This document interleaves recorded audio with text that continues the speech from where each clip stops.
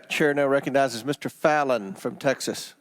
How did a 20-year-old loner with a week's notice pick the absolute best location to assassinate President Trump when the entire Secret Service missed it?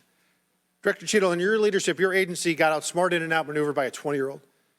How can we have any confidence that you could stop a trained professionals from a nefarious nation state? Those are absolutely questions that we need to have. I know they're questions, but you know, the fact of the matter is we can't have that confidence. Director, do you have the ability personally, and do you have the authority to beef up security of any of your protectees? Yes, I do. Okay.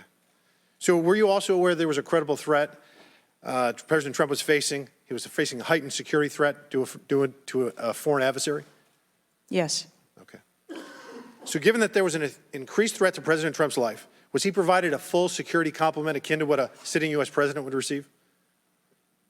He was provided a full complement of security based on the threat assessment that we had. That's not my question. And the venue. My question is, if he'd been the sitting president, would he have had the same security he had on July 13th, or would have been beefed up? There is a difference between the sitting president. So your answer is he didn't. And continuity of government and the responsibility that we have. So he did not. Okay, there wasn't a CAT team, a full CAT team on site. There wasn't counter-surveillance teams on site. But this is the thing. You just said you had the ability to beef up the security. You knew about the threat, and you didn't. And that's as telling as it is chilling. We have satellite images from the Butler Fairgrounds. Have you visited the site? No, I have not. 9 days and you have not visited the site. You should have been there that night. Did you talk to, that evening, did you talk to the team, the heroes that surrounded the president? Did you call them that night?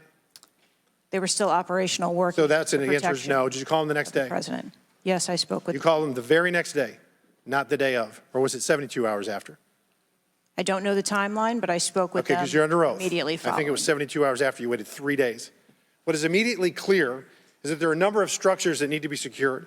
Of these, Director, other than the first, immediate 4, what's the most dangerous site that should have been secured? Because security 101, you got to mitigate the high ground. Yes. Okay. Do you know what the next most dangerous site, what was the closest structure to the president, other than the 4 immediate ones that you had your counter sniper teams on? There are a number of structures around that event site.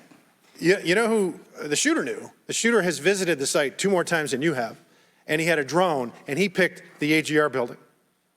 So you said, do you remember in an ABC interview you did that you didn't have people on the roof of the AGR building because you were worried about safety because of the slope? I recall that statement. Okay. Does the Secret Service have written policy you can share with us about slope roofs? No. Okay. So why'd you act like there was one? Because is it your practice to comment on enormous events of enormous national implications when you're ignorant of the facts? That's rhetorical. So here's this thing with the slopes. You go all up to like 1812, you can go to a 112, which is about as flat as you can get without it being completely flat. And you're saying that there was a danger, safety concern there, but the problem is, Director, you put your counter snipers on a 312 roof, which is steeper than the 112. And by the way, the 112 is ADA compliant. You can build a ramp for a wheelchair on a 112 roof. So these are nothing but pathetic excuses, and they make no sense, and they're a bunch of cow dung. All the law enforcement I've spoken with over the last 9 days are amazed that the AGR rooftop was not secure. And you want to know why? Because it's dangerous. I have never had any long gun training in my life. I own an AR-15, and last time I shot it one time my whole life. It was 6 years ago. That is until Saturday, where we recreated the events in Savoy, Texas. We recreated what happened in Butler. I was lying prone on a sloped roof at 130 yards at 6:30 at night. And I knew that he had a scope. I didn't know what kind, red dot or magnified. So I shot 8 rounds from both. You know what the result was? 15 out of 16 kill shots. And the one I missed would have hit the president's ear. That's a 94% success rate. And that shooter was a better shot than me. It is a miracle President Trump wasn't killed.